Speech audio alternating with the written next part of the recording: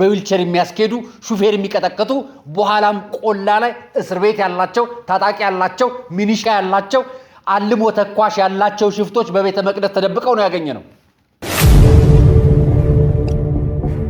ቤተክርስቲያናችንም ሀገራችንም የኛ ነች። ይችን ሀገር እንጠብቃታለን። ከቤተክርስቲያን ውስጥ ወንበዴም ከአደባባይ ሀገር አፍራሽም እንጠብቃታለን። ልጆቻችን እኮ ታናናሾቻችን እኮ ሁሉም እየተንደረደሩ ወደ ውቅና ጎዳና ለመግባት ራቁታቸውን አደባባይ ወጥተው ቲክቶክ ላይ ለመሸለም የጣሩ ናቸው። ቤተክርስቲያን ውስጥ እስር ቤት አለ። እስር ቤት ብቻ አይደለም፣ ተደባዳቢዎች አሉ። ተደባዳቢዎች ብቻ አይደሉም፣ ጥርስ አውላቂ፣ ጉንጭ አድሚ፣ እግር ሰባሪ፣ ዊልች አይና ጥፊ። ሰላም ጤና ይስጥልኝ ውድ የአርያ ሚዲያ ቤተሰቦቻችን እንደምን አላችሁ? በያላችሁበት ሰዓት አቆጣጠር እንዳላችሁበት ሁኔታ ሰላማችሁ ብዝት ይበል ማለት ፈልጋለሁ። ወንድም እህቶቼ፣ ታላቅ ታናሾቼ እንደየግድሚያችሁና እንደየክብራችሁ መጠን ሁላችሁንም ሰላማችሁ ይብዛ። ማምላክ ቅድስተ ቅዱሳን ድንግል ማርያም ትጠብቃችሁ፣ ከክፉ ነገር በሙሉ ታርቃችሁ። ቅዱስ ሚካኤል፣ ቅዱስ ገብርኤል፣ ቅዱሳን መላእክት፣ ነቢያት፣ ሐዋርያት፣ ጻድቃን፣ ሰማዕታት በምልጃቸው ይራዷችሁ፣ ከክፉ ነገር በሙሉ ይጠብቋችሁ። ዛሬ ቀኑ ማለት ነው የቅዱስ መርቆሬዎስ ቀን ነው አይደለም? እንኳን ለቅዱስ መርቆሬዎስ ወርሃዊ በዓል አደረሳችሁ። በበረከት በረድኤትም ይራዳችሁ፣ ከክፉ ነገር በሙሉ ይጠብቃችሁ። ታሞ የተኙ በሆስፒታል በጸበል ስፍራ ያሉ ወገኖቻችንም በሙሉ እግዚአብሔር ይጠብቃቸው። በእስር ቤት ያሉ ወገኖቻችንም መፈታቱን በእግዚአብሔር ዘንድ ይሁንላቸው። በስደትና በመከራ በስቃይ ውስጥ የሚገኙ ወገኖቻችንም እግዚአብሔር ያስብልን። ጦርነትና ችግሩ ስደትና መከራ ውስጥ የሚገኙትንም እግዚአብሔር በሁሉንም በበኩል ጥበቃ ያድርግልን፣ ከክፉ ነገር በሙሉ ያርቀን። ዛሬ መረጃዎች ይዤላችሁ መጥቻለሁ። ለእናንተ ይሆናሉ ያልኳቸውን መረጃዎች ነው ይዤላችሁ የመጣሁት። ስንት ሰው ሲሞት ነው የምትጠብቁት የሚለው የመጀመሪያው መረጃ ነው። የሞት ቁጥር መጠን የሚጠብቅ የሲኖዶስ አመራርን አንጠብቅምና እሱን ነው መጠየቅ የፈለኩት። አንደኛው በሱ ጉዳይ ያስኩት መረጃ አለኝ። ዛሬም ከአርሲ ጋር ያያስኩት መረጃ አለኝ። አብሬ ማነሳላችሁ ጉዳይ ይኖርኛል።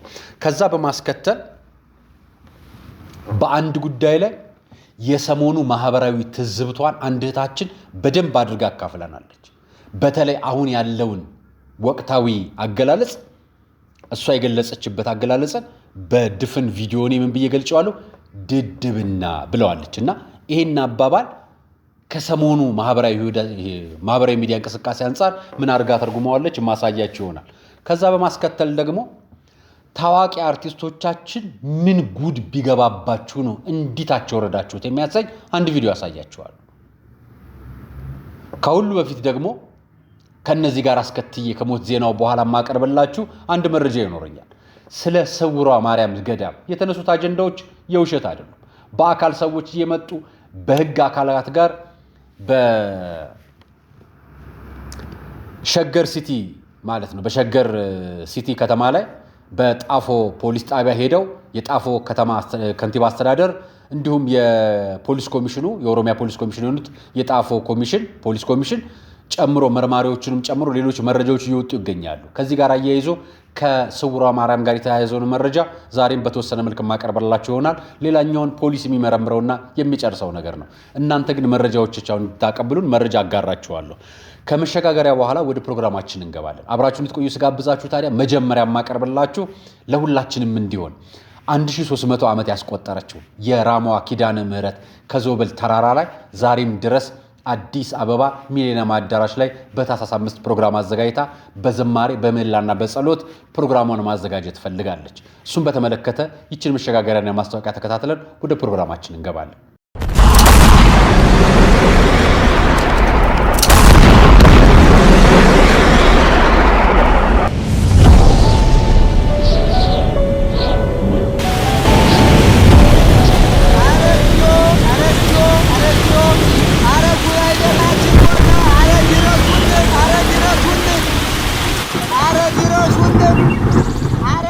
ለ1300 ዓመታት ጳጳስ ያፈራች ካህን ያፈራች ጻድቃን ያፈራች ገዳማችን ራማ ኪዳነ ምህረት ከዞብል ተራራ ዛሬ በሚሊኒየም አዳራሽ ተጠራቸዋለች። ይሄን የምታዩትን የ200 ብር የትኬት መግቢያ አድርጋ ቤተክርስቲያናችን ጋር አብራችሁን ቁሙ፣ ኑ አብረን እናልቅስ፣ ኑ አብረን እንዘምር፣ በሚሊኒየም አዳራሽ ታኅሳስ 5 እንገናኝ ብላ ትኬት አዘጋጅታ በየደብራችሁ መታለች። ሁሉ ጊዜም ከቤተክርስቲያን ጎን የሚቆም ምእመን ይፈልጋል። ራሱን ለቅድስተ ቅዱሳን ድንግል ማርያም ለእመቤታችን ለኪዳነ ምሕረት የሚሰጥ አንድ ምእመን ትፈልጋለች። 20 ሺህ ምእመናን ሆናን በሚሊኒየም አዳራሽ እነሆ ኪዳነ ምሕረት የራሟ እናቴ አለንልሽ ልንላት መተናል። ታዲያ እናንተ የት ናችሁ? ታኅሳስ 5 ቀጠሯችን በሚሊኒየም ኪዳነ ምሕረት እንገናኝ። ኑ የራሟን የዞብሏን ኪዳነ ምሕረትን በጋራ እንደግፍ። በሚሊኒየም አዳራሽ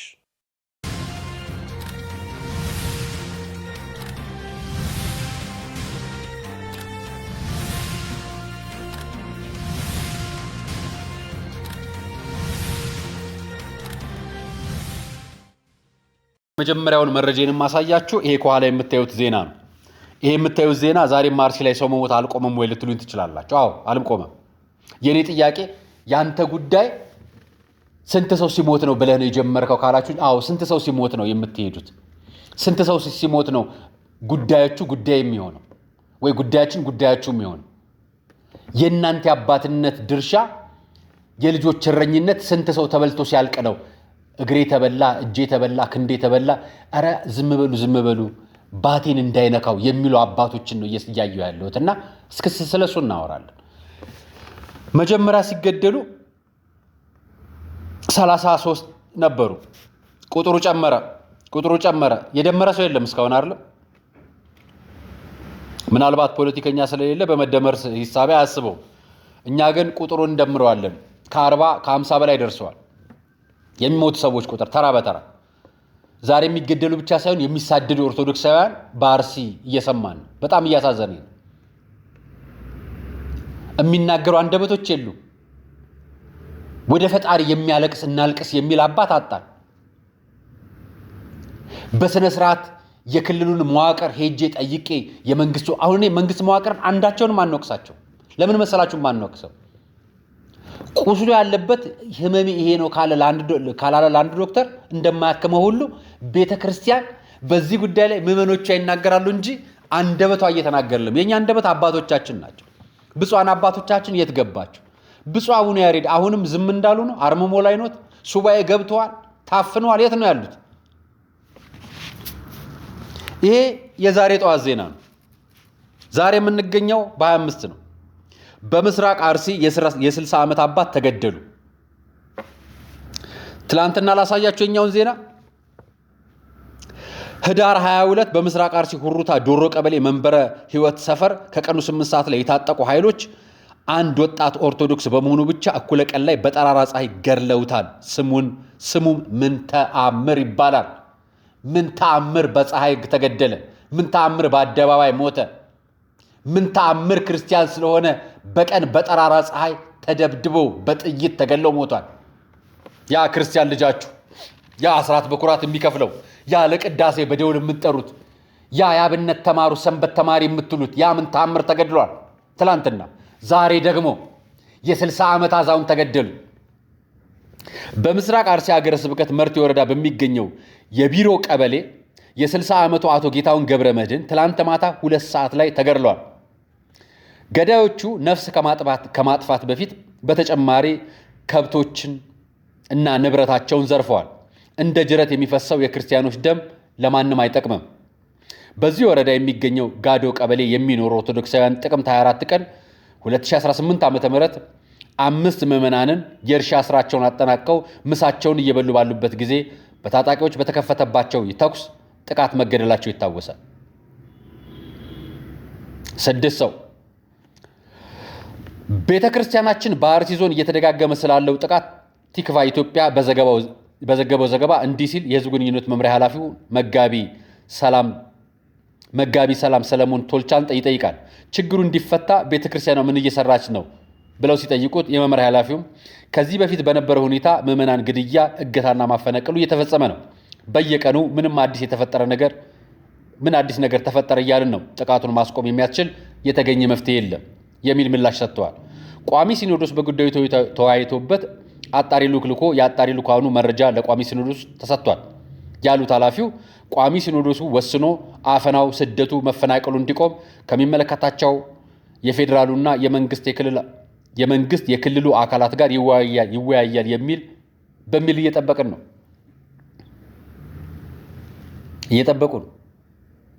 እና እኛ እንጠይቃለን።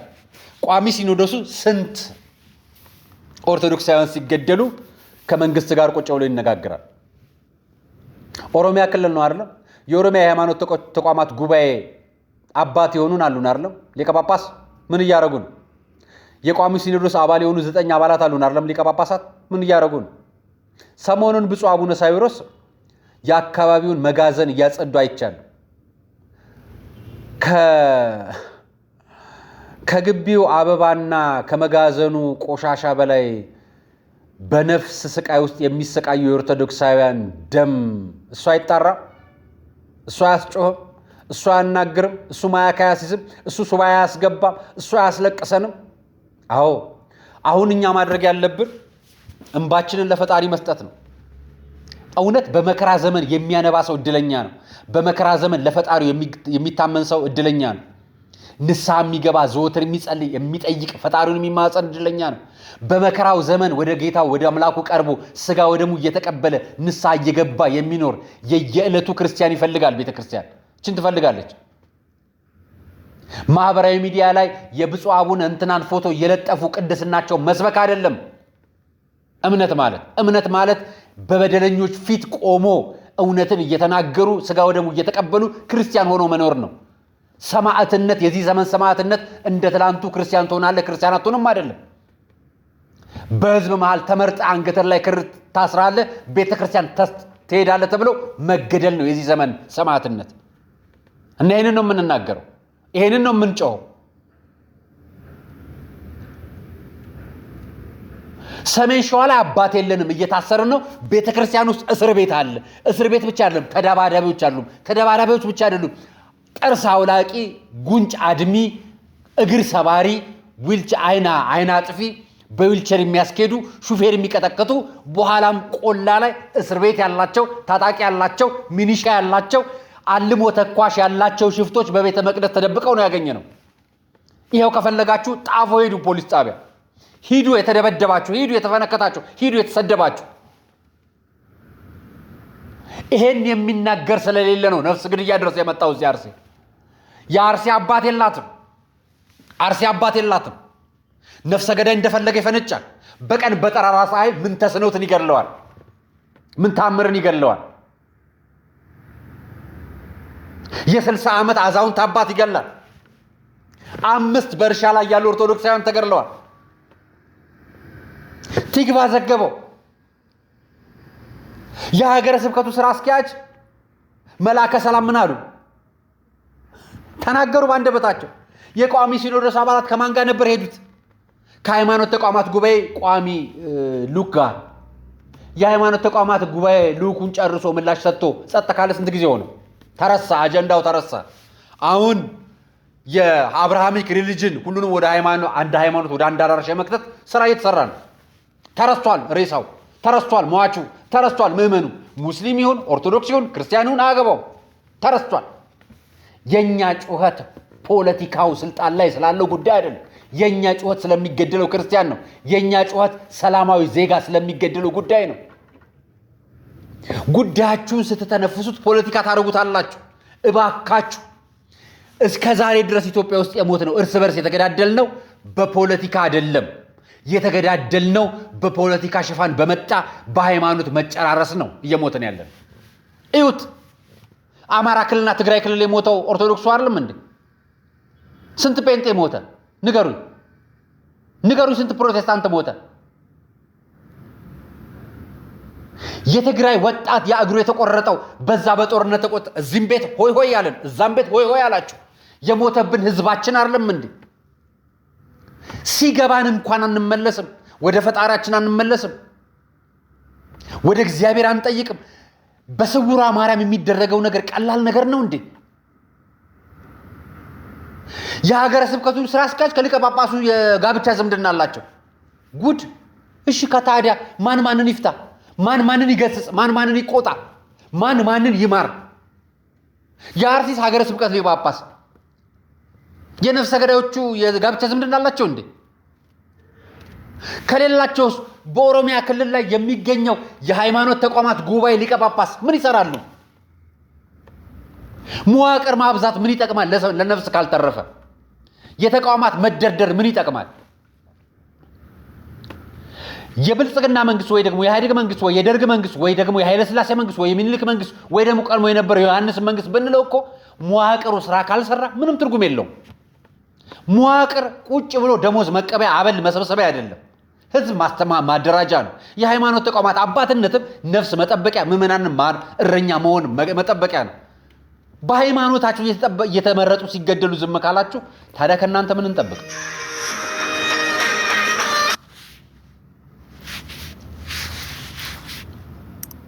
ከእናንተ ምን እንማር? እናንተ ምን ልታደርጉልን ነው? ቀጣይ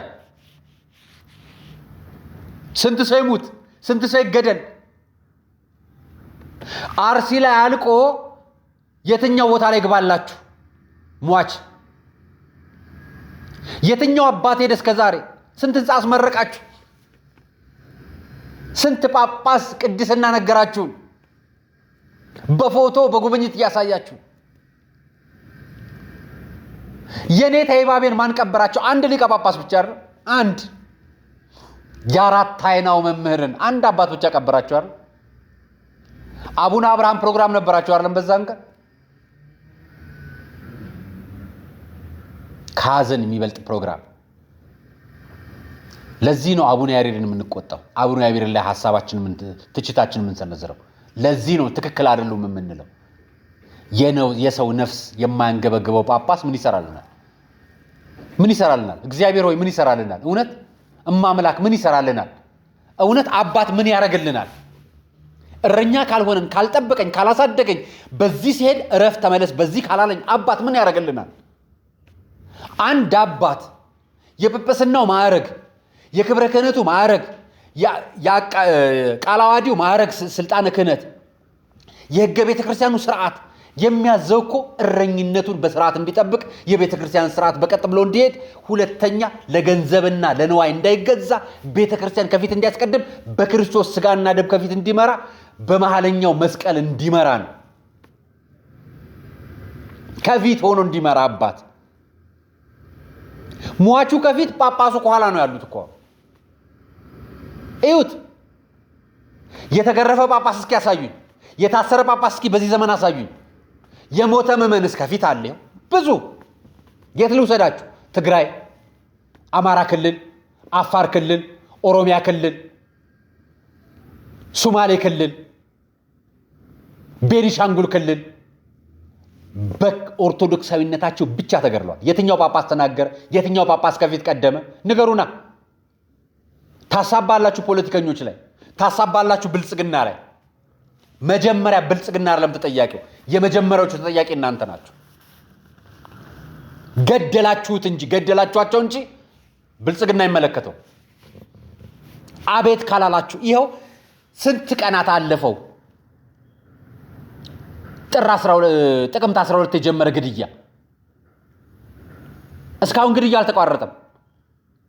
ዝም እንዲባል የሃይማኖት ተቋማት ጉባኤ መግለጫ ሰጠ። ከሁሉም ሃይማኖቶች ሞተዋል። 35 የሞተን ሰው ሬሳ ስም ዝርዝርና ማንነታቸው መለየት አቅቶት፣ 2 ሙስሊሞች 33 ክርስቲያኖች ተገድለው፣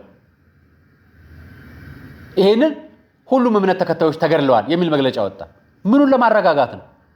መጀመሪያ እውነቱን ፊት ለፊት የሚጋመጥ የሃይማኖት ተቋማት የሃይማኖት አባትነት ከሌለ አባት የለም። ብፁዕ አቡነ ማትያስ ተሽሏቸዋል። እውነት ተሻላቸው? እንዳይናገር አወራጋቸዋቸው። አሁን ዛሬ እሱን ብለን ነው የምንጠይቀው። ብፁዕ አቡነ አባታችንን አትንኩብን ብቻ፣ ባይናገሩ የሚቀመጡልን ይገባናል። ያኔ ምን እንደነበረ ይገባናል። ስለዚህ አሁንም ይገባናል። አትንኳቸው። ይሄን የምታረጉት ደግሞ የፖለቲካ ሰዎች እንዳልሆናችሁ እናውቃለን። ይሄን የምታረጉት ቆብ አድራጊ ፖለቲከኞች እንደሆናችሁ ይገባናል። እና ተውሉን አባታችን። የስውሯ ማርያም ጉዳይ ላይ ስለ ቀቤ እምነት ነግሬያችሁ ነበር አይደል? እኛ አባት እንዲህ አይነት ምላሽ ይሰጣሉ። የስውሯ ማርያም እምነት ቅቤ ነው፣ በጾም ሰዓት መጠቀም እንችላለን ወይ የሚል ጥያቄ ደርሶኛል። ውድ የልዑል እግዚአብሔር ልጆች በዚህ ዙሪያ መልስ ይዤ መጥቻለሁ።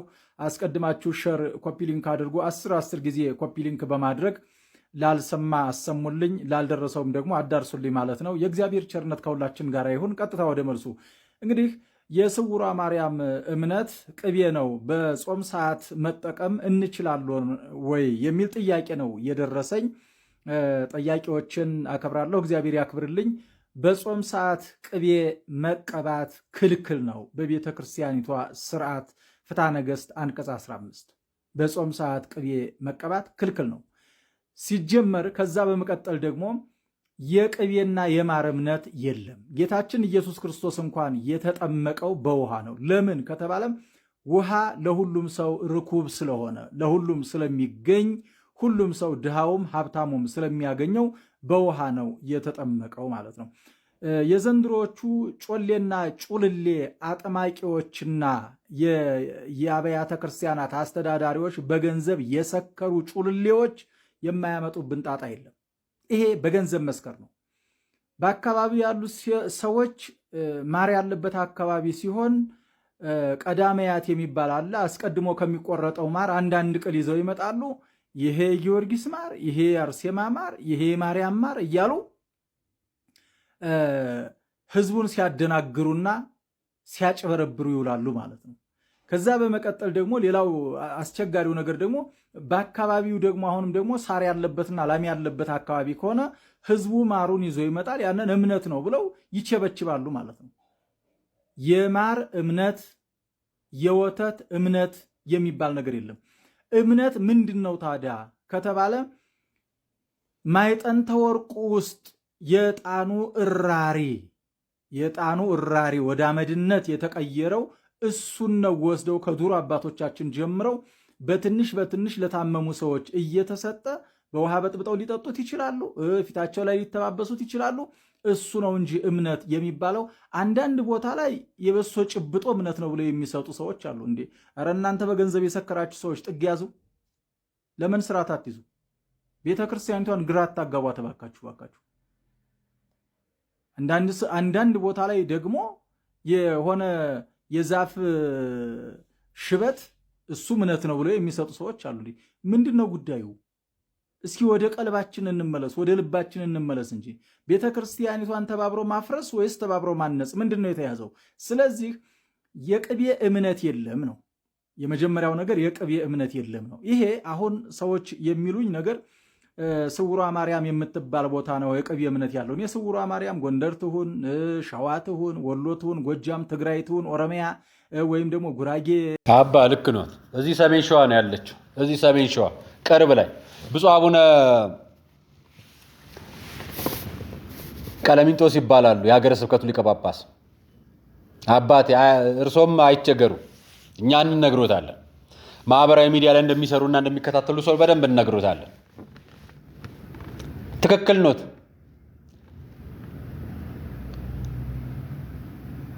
የኒውትሪሽን እምነት የለንም። ፉድ ኤንድ ኮምፕሌክስ ምናምን የሚሉ ነገር ፋብሪካ ሊከፍቱ ነው በሚቀጥለው ዝም ካልናቸው። የማርና ተዋጽኦ ምርቶች በአካባቢው የሚገኙ የእህል ምርቶችን እያደራጁ በእምነት ስም ይሸጣሉ። አሁን ንግድ ነው በቃ ቋሚ። በተለይ አስተዳደሮች ይሄ በጣም ኃይለኛ የገበያ ንግድ ነው። የማር እምነት ሰሜነሽ ኪዳነ ምሕረትም አለ ይመስለኛል። ይሄ ጉዳይ አጀንዳ ነው። ስለዚህ ወደ ቀልባችሁ ተመለሱ አስተዳደሮች። እምነት ነው። ከግቢዋ የሚገኝ አፈርም እምነት ነው። ሰው በእምነት ከተጠቀመው ይድናል። ብዙዎቻችን ድነናል።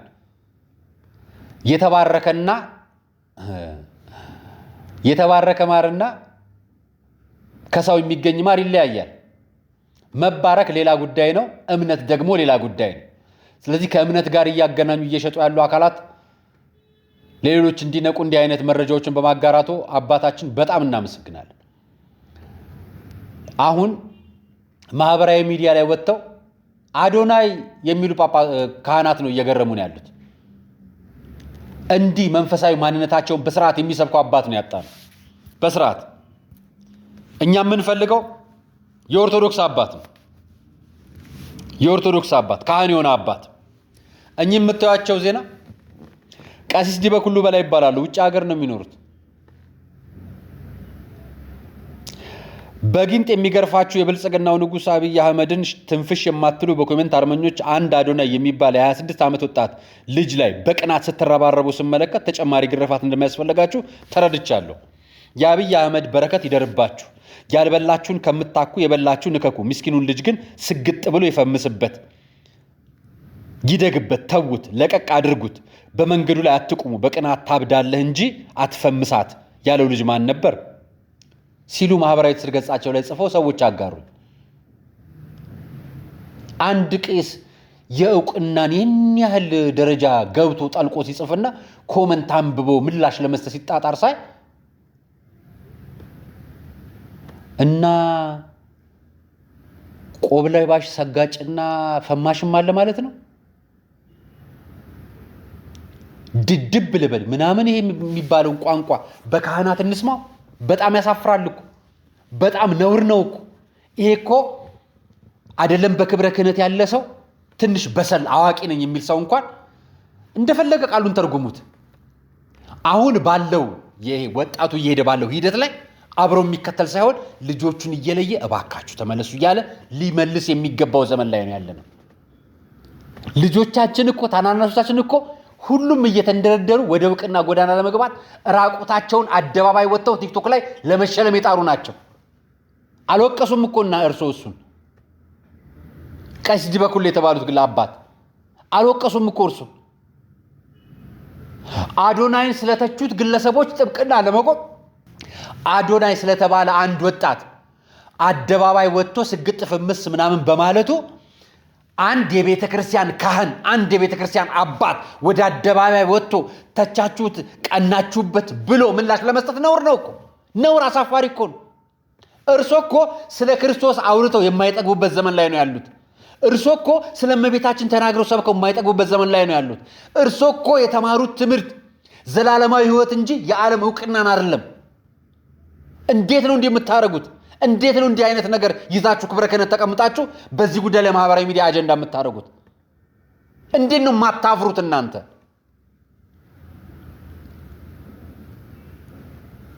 ግዴለም ዜማ ተምሬያለሁ፣ ግዴለም ቅኔ ተምሬያለሁ፣ ግዴለም ያብነት ተማሪ ነበርኩ፣ ቃላት አመሳጠራለሁ። ምን ትርጉም አይሰጥም። ትርጉም አይሰጥም። የተማረውን ሰው ካልኖረው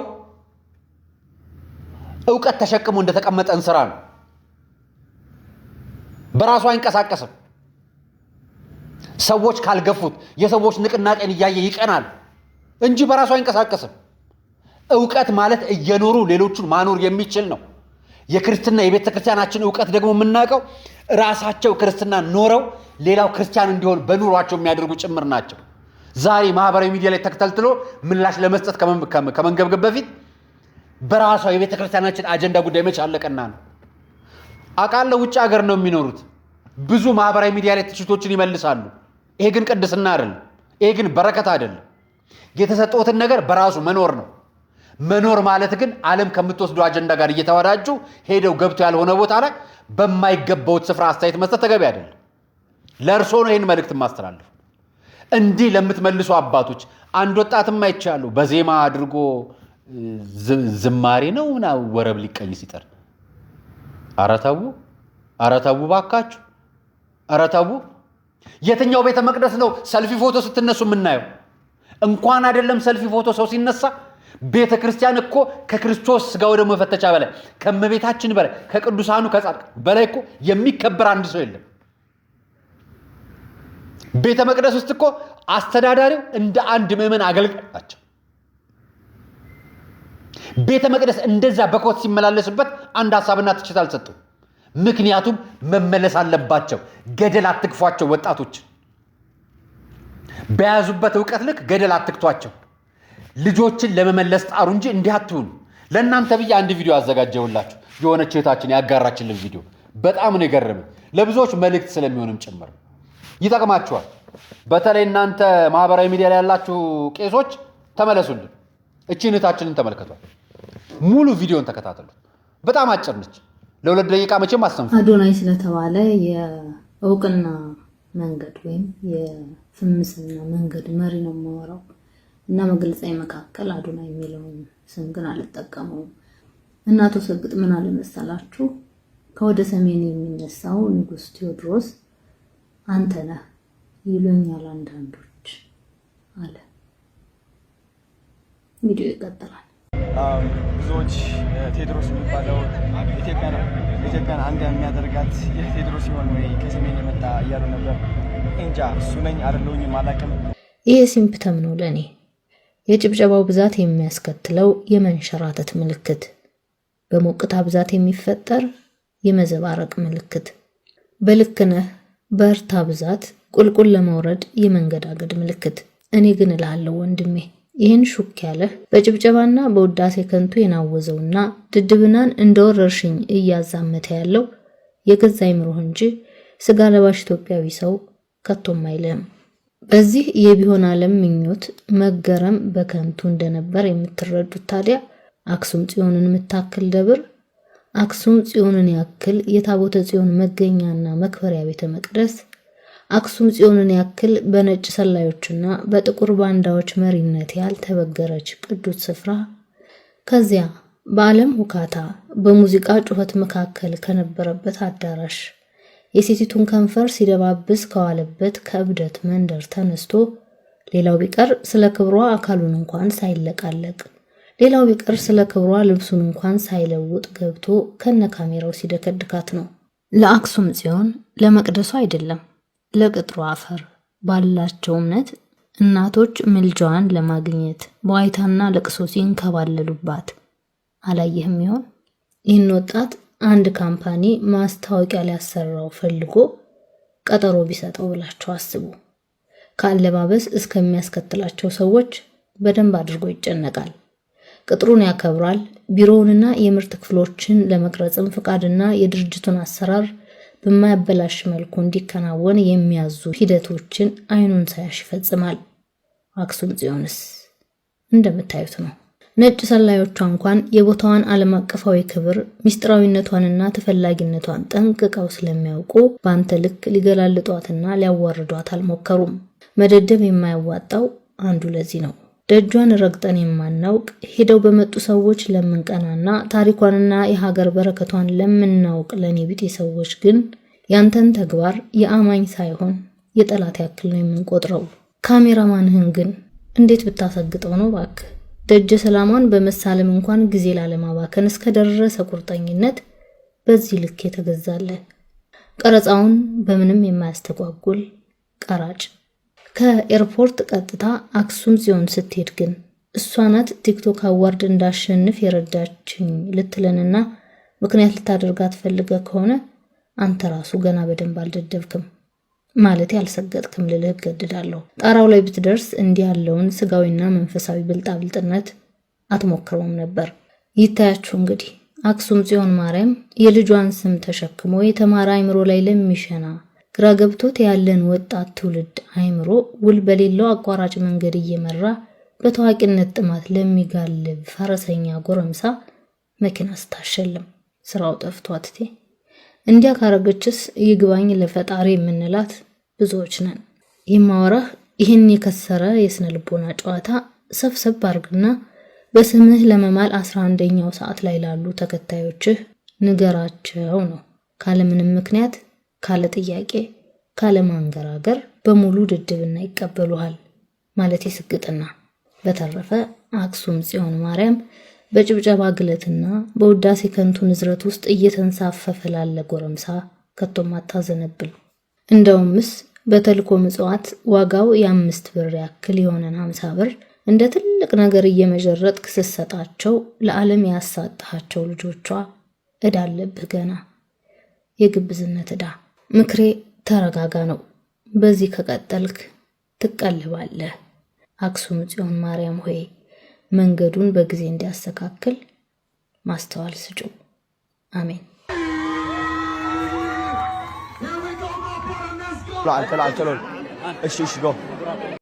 የሴት ከንፈር በዳሰሰ እጅ በጭፈራና በዳንኪራ ሲጮህ የነበረ አንደበትና እጅ የለበሰው ሸሚዝ እንኳን ሳይቀየር ቤተ መቅደስ መግባትና እንዲያ በሚጠበቅ ካሜራ በጽዳትና በጥንቃቄ በተከበረችው ቤተ መቅደስ ውስጥ እንዲሜር ነውር ነው። ብዙዎች አሳፍሮናል። አሳፍሮናል። ልጁ ግን አይደለም እስካሁን ጥፋተኛ፣ ለኔ ብቻውን አይደለም ጥፋተኛ። ይሄን ለማድረግ ያጀቡ ታላላቅ አርቲስቶች አሉ። ይሄን ለማድረግ ያጀቡ ታላላቅ ታዋቂ ሰዎች አሉ። ስግጥናን ወይ ድድብናን እንደ አጉል ጀብድ የቆጠሩ አሉ። ልጁ ግን እንደዛ ነው እንዴ? እኔ ልጁ ገና በእውቅናና በአዲስ እንቅስቃሴ ማህበራዊ ሚዲያ ላይ የሚንቀሳቀስ ወጣት አቅጣጫ ማስያዝ ማንም ሰው ሊያደርግ ይገባል። በዚህ ልክ ደግሞ ስግጥ ፍምስ የሚል የአደባባይ ኮንሰርት በታዋቂ አርቲስቶች ሲታጀብ ገረመኝ። በታዋቂ አርቲስቶች ስለ አባይ ግድብ ከደመና እናዘንባለን በሚሉ በእነ ሰራዊት ፍቅሬ ስግጥ ፍምስ ቱርን ምን ያመለክታል? አትሊስት ሙሉ ኢትዮጵያን በመዞር ከአዲስ አበባ ይጀምራል። ስግጥ ፍምስ ቱራችን ኢቨንቱ የሚዘጋጀው የመጀመሪያው አዲስ አበባ ይጀምራል። ከዛ በመቀጠል ሙሉ ኢትዮጵያን ይዞራል። ይሄ ማህበራዊ ሚዲያ ላይ ተጽዕኖ ፈጣሪ ወጣቶች ማህበር በሚል ተመስርቶ ሰራዊት ፍቅሬ መሃላቸዋል። ሌሎቹ ስለምን ቀሩ? ሌሎቹ እመቤታችን ቅድስተ ቅዱሳን ድንግል ማርያም የከበረችበት የአክሱም ጽዮን ስለሚያከብሩ ነው የቀሩት። እዚህ የተገኙት ስለሚያከብሩ ነው። ያውም ስግጥ ፍምስ በሚል አጀንዳ ስለተከፈተ ነው። ምን እየሆናችሁ? ሀገር ታሪክ አልባ ወደ መሆንነት እየሮጠች ወዳሉ ወጣቶች አጀንዳ አብራችሁ የምትሳቡት ምን ሆናችሁ? ኢትዮጵያ ውስጥ አሁን ባሉ ወጣት ታዋቂዎች መካከል ማህበራዊ ሚዲያ ላይ ገላዋን ራቁቷን አራቁታ ወጣ ገና የፋሽን ሾው ህዝቡ እንዲቀበለኝ አደርጋለሁ ይቅርታ አልጠይቅም በሚል ወጣቶች መካከል የሴት ቀሚስ የሴት ጸጉር አሰራር ወጥተው ለብሰው ወንዳው ሴት ሆነው ለወጡ ወጣቶች ወጣችሁ አጃቢ ሆናችሁ እናንተ እነ ሰራዊት ፍቅሬ ምናችሁን ቢያሸንፏችሁ ምናችሁን ቢረቷችሁ?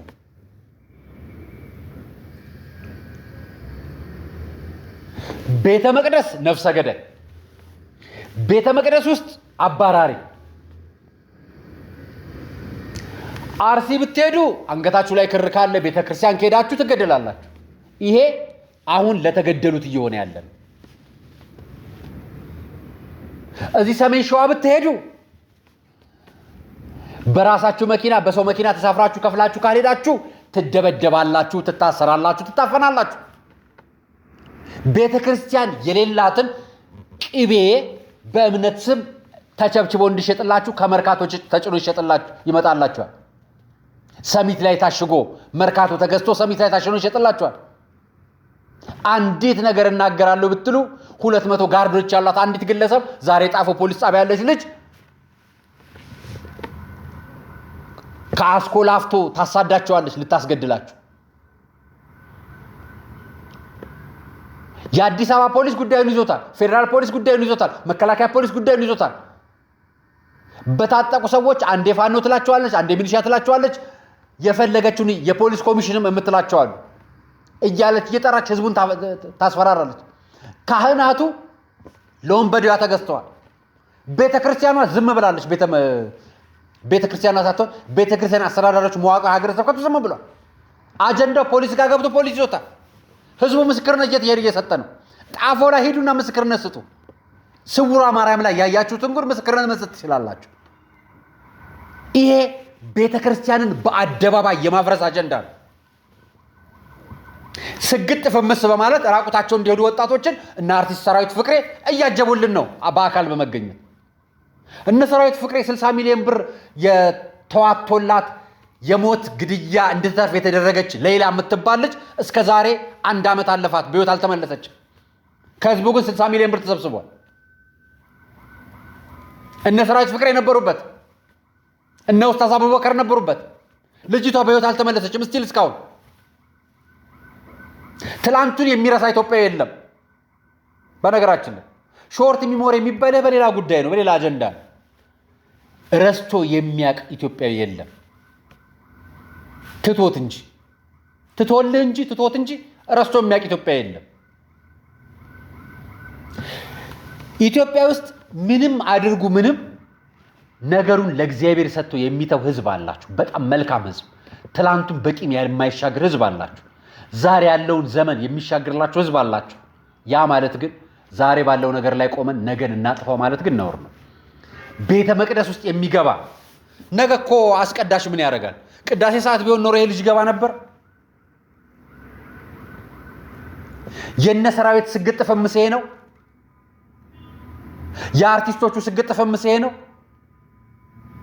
የማህበሩ ስግጥ ፈምስ ይሄ ነው። ምን ሰርተው እስኪ ንገሩ? እንዶር ጨምቀው ሳሙና ሰሩ፣ መድኃኒት ፈበረኩ። ምን ሰሩ ለኢትዮጵያ? ምን ተፈበረከ? ምን ውጤት አምጥተው ራቁታቸውን ሄዱ? እንኳን አይደለም እነሱ እኮ እኛ ከዚህ በፊት እንተቻቸው ነበር እኮ። እኔ ተቻቸው ነበር። ራቁታችሁን አትሂዱ፣ ማህበረሰብ ትክክል አይደላችሁ። እነ ሰላም ተስፋዬ አርቲስቶቹ ቢያንስ በሀገር ጉዳይ ላይ ለኢትዮጵያም ለራሳቸው የሚጠቅም ነገር አርት ሰርተዋል። አርት ምን ሰሩ እነዚህ ልጆች? ቀሲስ ዲበኩሉ ምን ሰርተው ነው እነዚህ ልጆች ስግጥ ፈምስ ይታወቁበት የምትሉት? ምን ሰርተው ነው? ከነሱ እውቅና በላይ እነሱ ልጆቹን እግዚአብሔር አይፈልጋቸውም? ነፍሳቸው መዳናቸውን አይፈልግም? የሴት ከንፈር ሲዳብስ ደረቱን አውልቆ ሻምፓኝ እየረጨ ሲጠጣ እሱን ፈልጋችሁት ነው? ደግፋችሁት ነው? ድድብና ነው የምፈልገው ብሎ የሚናገረው ንግግር ፈልጋችሁት ነው? ለምን ታደቆ በሆነ አውጣችሁ አውልቃችሁ አትሄዱልንም? ለምን አተውልንም? ማን መሆን ፈለገ? እንደሱ ማን መሆን ፈልጋለሁ አላችሁና ነው እሱን ለተቹ ልጆች ይሄን አይነት በጣም ነቀፌታ ያለው ሐሳብና አስተያየት የምትሰጡት? እንደው ስለ አርሲ ደሞች እኮ ሲጮሁ እንደው ልቦ የምር እዛ ላይ መስሎኝ ነበር። ፕሮፋይል ከቨሮ እኮ አሁንም እውነትም እዛ ነው። አንዳንድ ጊዜ አንዳንድ አጀንዳ ስታነሱ ስለ እውነት አርሲ ስለሚሞተው እውነት መሞታቸው አንገብግቧችሁ ተናገሩ። ፖለቲካ አታርጉት። አማራ ክልልም እኮ እየሞተ ያለው ኦርቶዶክሳዊ ነው፣ ተናገሩት። ትግራይ ክልል የሚሞተው ኦርቶዶክሳዊ ነው፣ ተናገሩት። ወለጋም የሚሞተው ኦርቶዶክሳዊ ነው፣ ተናገሩት። አትምረጡ ቦታ፣ ለአልቃሻ አትምረጡ ቦታ። ገዳይ እየመረጣችሁ የምታለቅሱ አትሁኑ። ቤተክርስቲያናችንም ሀገራችንም የኛ ነች። ይችን ሀገር እንጠብቃታለን። ከቤተ ክርስቲያን ውስጥ ወንበዴም ከአደባባይ ሀገር አፍራሽም እንጠብቃታለን እስከ መጨረሻው። ምክንያቱም ነገ ትውልድ የሚሻገረው በዚች ሀገር ነው። ዛሬ የምናገራለሁ፣ ነገ የምናገራለሁ። እንጠብቃለን። 1300 ዓመት ያስቆጠረችው ራማ ኪዳነ ምሕረት፣ ራማ የዞብሏ የራያዋ ኪዳነ ምሕረት ታኅሳስ 5 ቀን በሚሊኒየም አዳራሽ የመግቢያ ትኬት አዘጋጅታ የምህላ የጸሎት የዘማሬ ፕሮግራም አዘጋጅታለች። ኑ ራማ ኪዳነ ምሕረት ያ ሁሉ ጦርነት ያ ሁሉ ውርጅብኝ ሲወርድባት የተሻገረችው ኪዳነ ምሕረት ጳጳስ አፍርታ፣ ካህናት አፍርታ፣ ዲያቆናት አፍርታ፣ ዛሬም የአብነት ተማሪዎች ከ400 በላይ ያስተማረች መነኮሳትና መነኮሲት አስቀምጣ ዛሬም አሁንም ይህን ዘመን እንድሻገር ልጆቼ ኑ በሚሊኒየም አዳራሽ ትላለች። እኔ 20 ትኬት አዘጋጅቼላችኋለሁ። እስካሁን 5ቱ ተወስዷል። ሌሎች 5 ይቀራሉ። በአጋጣሚ አልነበርኩ። ወደ እመ እጓል ቅዱስ ዑራኤል ገዳም ሄጄ ነበር። ትላንትና ነው የመጀመሪያ ፕሮግራምን የጀመርኩት። መደወል ትችላላችሁ ከታች ባለው ስልክ ቁጥር። የዕለት ዕለት በመግቢያው በር ላይ እጠብቃችኋለሁ። 5ታችሁን ማለት ነው። ሌሎቹን ደግሞ የዛኑ ቀን አድላችኋለሁ። ሁላችሁም እንድትገኙ ጋብዘናችኋል። በራማ ኪዳነ ምሕረት በታኅሳስ 5 በሚሊኒየም አዳራሽ ለሁላችሁም ነው። ታዲያ ለሁላችሁ ኦርቶዶክሳውያን እያፈረሷት እያየን እኛ ደግሞ እየተቃናን ነጠላ ልብሰን ስጋው ደግሞ እየተቀበለን ከቤተ ክርስቲያን ጎን እንቆማለን። ዛሬም ነገም እስከ ሕይወታችን ፍጻሜ። ምክንያቱም የምድር ሳይሆን የሰማይ መንግስት ወራሽ ለመሆን እመቤታችን ትርዳን። በምልጃዋ በረድኤቷ ትጠብቀን። ጥላ ከለላ ትሆን። ቅዱሳን መላእክቱ ይራዱ። የሚዋጋንን ጦር በሙሉ እነሱ ይዋጉልን። የማናየውን ጦር የሚዋጋልን እግዚአብሔር አለን።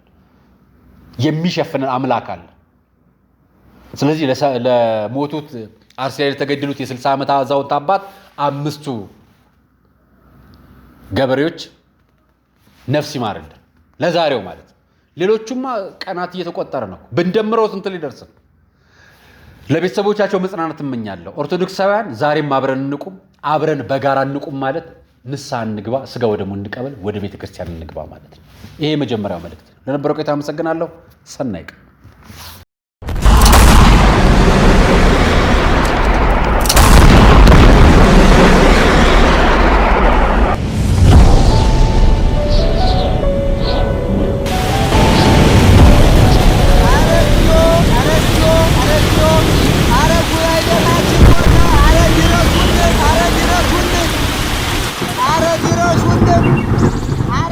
ለ1300 ዓመታት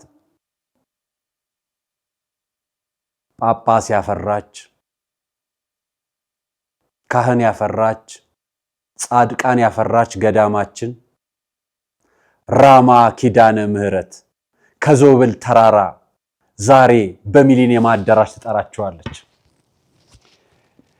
ይሄን የምታዩትን የ200 ብር የትኬት መግቢያ አድርጋ ቤተክርስቲያናችን ጋር አብራችሁን ቁሙ፣ ኑ አብረን እናልቅስ፣ ኑ አብረን እንዘምር፣ በሚሊኒየም አዳራሽ ታኅሳስ 5 እንገናኝ ብላ ትኬት አዘጋጅታ በየደብራችሁ መታለች።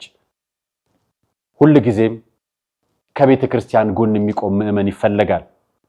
ራሱን ለቅድስተ ቅዱሳን ድንግል ማርያም ለእመቤታችን ለኪዳነ ምህረት የሚሰጥ አንድ ምዕመን ትፈልጋለች።